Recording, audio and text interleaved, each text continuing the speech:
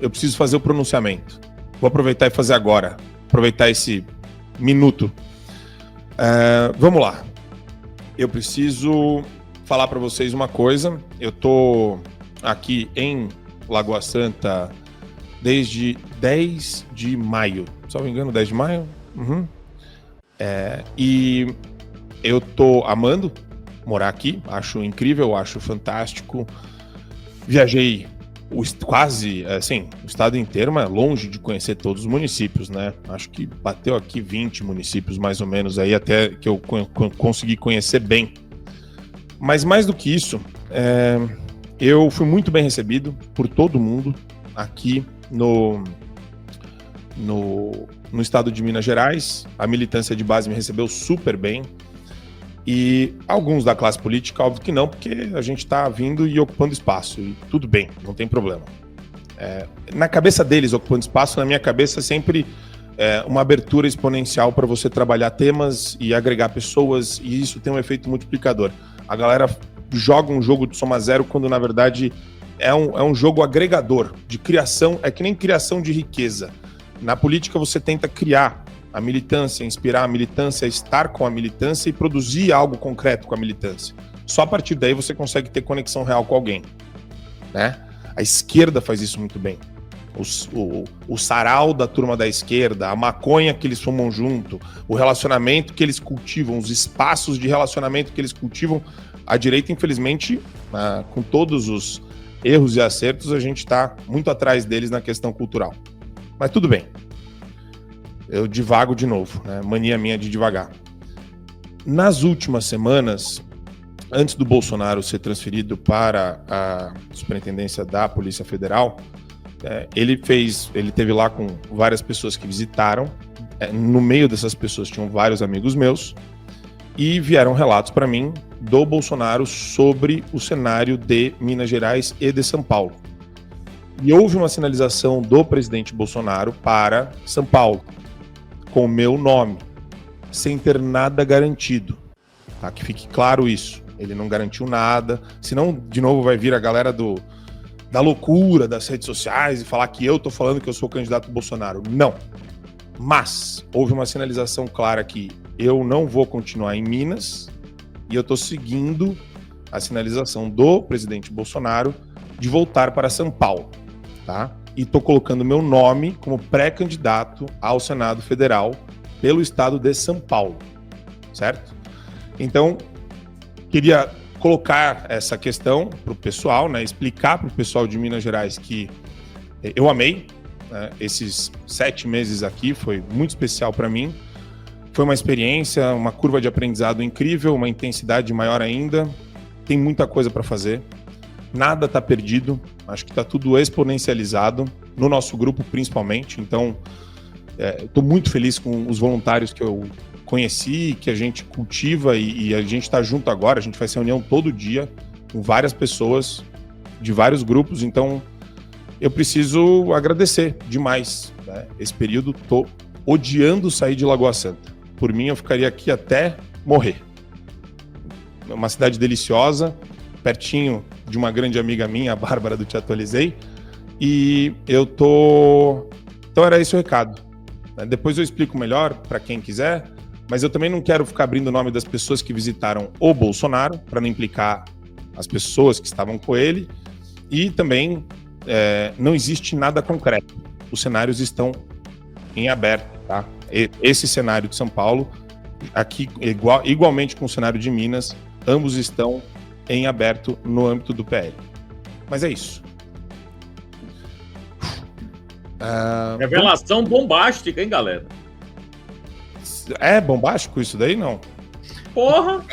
A galera me invisibiliza. Eu ando aqui... Vai sair em tudo que é me lugar, invisibiliza. Oi? Vai sair em tudo que é portal. Demais, cara. Uma boa, eu sou de São Paulo, então... Oh, meu Deus, nem falo. E assim... Eu quero somar, tá? Galera do PL, eu tô indo para São Paulo para somar, voltando, né? Morei a vida inteira em São Paulo, então eu só quero somar. A decisão liminar de hoje do ministro Gilmar Mendes arrancando, usurpando a competência do Senado para impeachment de ministro, entregando para a PGR, para o Gonê, humilha o Senado, humilha o Alcolumbre, humilha o Congresso. O Congresso está fechado. E diante disso, há uma só coisa a ser feita, há uma só alternativa. E não é medida mágica e nem blá blá blá. Eu vou te contar o que precisa ser feito. Eu sou André Marcília, advogado, professor de Direito, e peço a vocês que antes de qualquer coisa se inscrevam aqui no nosso canal, que também deixem o seu like, porque deixando o seu like, o conteúdo é entendido pelo algoritmo como relevante e ele acaba distribuindo para mais pessoas. Você ajuda o nosso canal a crescer, a nossa comunidade. Também considere se tornar membro clicando na aba Seja Membro e recebendo ou tendo acesso a conteúdos exclusivos aqui do nosso canal.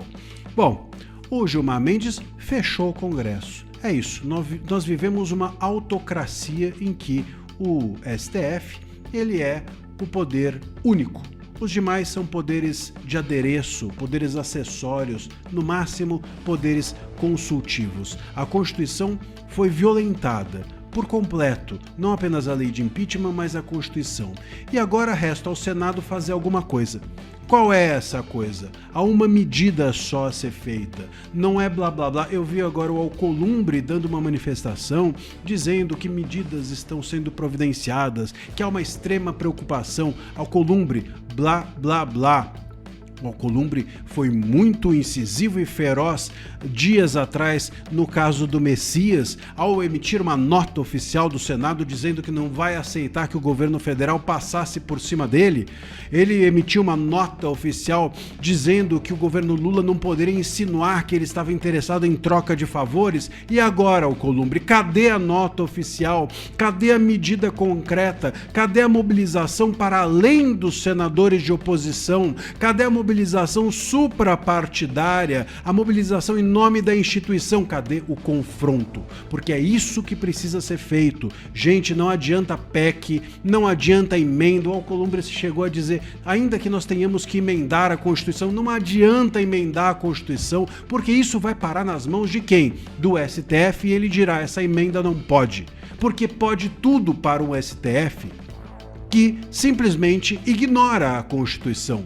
Não importam mais as regras para eles, não deu para entender? Então não é pelas regras, ou por exigir o cumprimento das regras, ou por construir novas regras que a coisa vai ser mudada, porque eles vão perverter as novas regras a serem criadas, as emendas a serem propiciadas. É pelo confronto político. Confronto político, sabe o que é? É pautar para ontem o impeachment de um ministro, ainda que o STF não permita. Não permite? Então aí entra o confronto político. Pauta para ontem o impeachment de algum desses ministros, talvez até o do Gilmar, porque não? Tem um monte de pedidos aí na gaveta do Alcolumbre. Paute para hoje. E veja a reação do STF, e com a reação do STF entre em confronto político.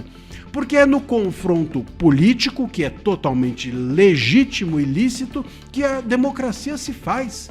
É prerrogativa do Congresso fazer o confronto político. O artigo 49, inciso 11, diz lá claramente que é dever do Congresso zelar pelas suas prerrogativas legislativas. Se ele não o faz, se o Congresso não faz isso, deixa de cumprir a Constituição.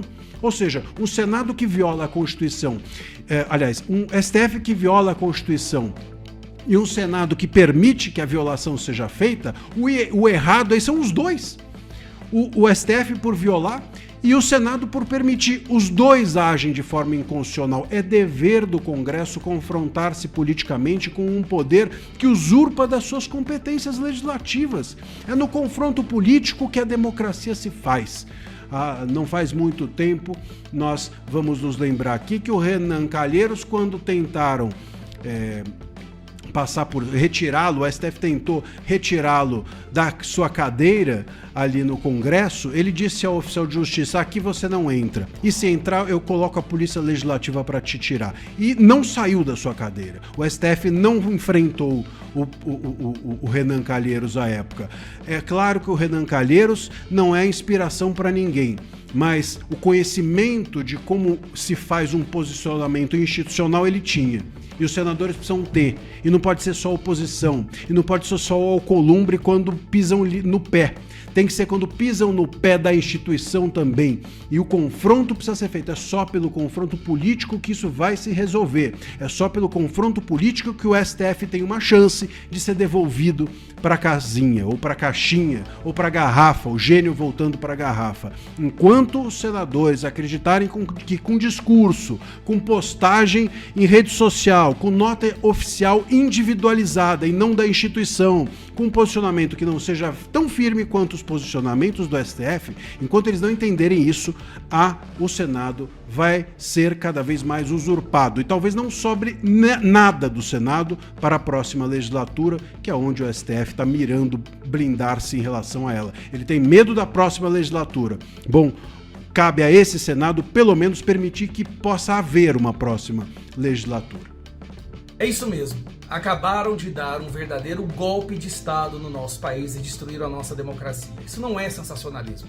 A mesma Suprema Corte que acabou um julgamento condenando centenas de pessoas por um golpe de Estado imaginário, acaba de dar um golpe de Estado de verdade no nosso país.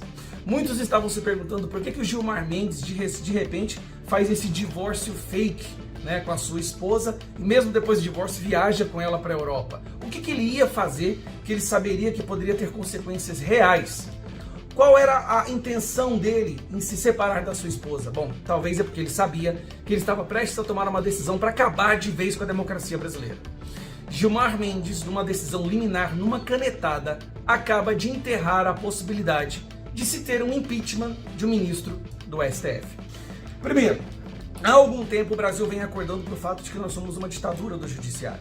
Isso não é eu que estou falando, são várias pesquisas que mostram que, primeiro, o judiciário é visto hoje pela população brasileira como a maior ameaça à nossa democracia. 47% da nossa população reconhece que nós vivemos uma ditadura do judiciário. E uma outra importante porcentagem considera que os ministros do STF, sim, desrespeitam e perseguem pessoas e tomam decisões políticas. Daí nós mobilizamos a nação para conseguirmos os senadores ficarem favoráveis a impeachment do Alexandre de Moraes.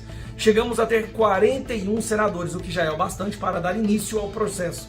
Só não foi dado início ainda porque o presidente do Senado, Alcolumbre, protege e blinda os seus amigos no STF. A esperança era nas próximas eleições fazermos maioria no Senado e com a maioria no Senado poder fazer um limpa no nosso país e voltar à normalidade jurídica. Bom, o que o Gilmar Mendes decide fazer?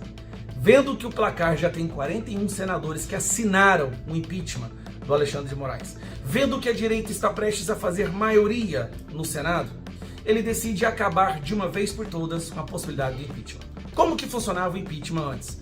Qualquer cidadão, qualquer brasileiro pode entrar com um pedido de impeachment, que seria avaliado pelo presidente do Senado e depois votado por maioria simples no Senado. Esse ministro teria a possibilidade de defesa e depois ele teria que sofrer 2/3. Somente depois, no final do processo, seria decidido por 2/3 dos senadores. Isso funciona em qualquer democracia.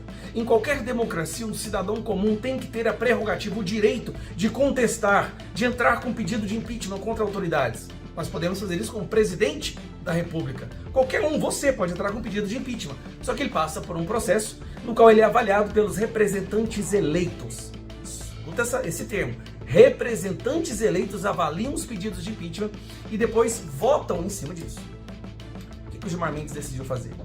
A partir de agora, numa canetada que vai ser referendada no dia 12 de dezembro pelo plenário do STF, ele decide que apenas o despachante do STF, que agora é o PGR, é uma espécie de office boy do STF, apenas ele pode aceitar o pedido de impeachment. Não adianta mais qualquer pessoa entrar com pedido de impeachment, apenas o PGR. E pasmem, não serão apenas 41 senadores para aceitar o início do processo. Terão que ser 2/3. E terceiro ponto, não poderá ser pedido impeachment de ministro do STF por decisões que eles tomam. Não. Qualquer decisão dele agora é sagrada. Qualquer decisão de um ministro do STF, desses indicados pelo Lula, desses que soltam bandidos, traficantes, desses que prendem idosas com a Bíblia na mão, desses que mandam censurar o Brasil, liberam as drogas e o aborto, qualquer decisão deles jamais poderá ser contestada. Será uma blasfêmia, uma heresia. Esse é um golpe de Estado. Eu vou dar um nome para o que acabou de acontecer. Eles falam tanto do golpe do 8 de janeiro. Não, aquilo foi ficção. Aquilo foi imaginário. O verdadeiro golpe no Brasil acontece hoje, dia 3 de dezembro de 2025. Nós acabamos de sofrer um verdadeiro, isso não é exagero, um verdadeiro golpe de Estado. Agora, os ministros do STF, nessa decisão do Gilmar Mendes, são inalcançáveis, são verdadeiramente deuses e podem fazer o que eles quiserem. Podem continuar soltando traficantes, podem continuar soltando o presidente do Master, dono do Master, bandidos, podem blindar os ladrões do roubo do INSS, podem censurar quem eles quiserem e eles jamais poderão ser tocados. Isso é inaceitável. Se o plenário do STF aceitar isso, não haverá outra opção a não ser uma mobilização geral. E digo mais, se eles acham que vão impedir, porque sabem que nós faremos maioria no Senado e aumentaremos consideravelmente o número de deputados federais, então não vai ser só o impeachment do Alexandre de Moraes que vai acontecer. Vai ter uma reforma do judiciário. Eles vão obrigar o Congresso a deliberar e aprovar uma reforma completa do judiciário. Aí não vai ser só uma decisão para tirar o ministro Alexandre de Moraes. Vão ser um conjunto de novas regras que vão colocar o STF de volta no quadrado constitucional pelo qual ele foi criado. Essa ditadura do judiciário não vai durar além do próximo mandato de senadores e deputados. Não importa o que eles façam, não importa o quanto eles esperneiem, isso não vai ficar assim. Essa decisão do Gilmar Mendes hoje foi a decisão mais abominável da história da Suprema Corte brasileira, numa história de Suprema Corte com um histórico gigantesco de decisões abomináveis. Vamos reagir, vamos fazer a maioria no Senado e vamos fazer uma reforma do judiciário. Nós saímos de impeachment para reforma absoluta da Suprema Corte brasileira.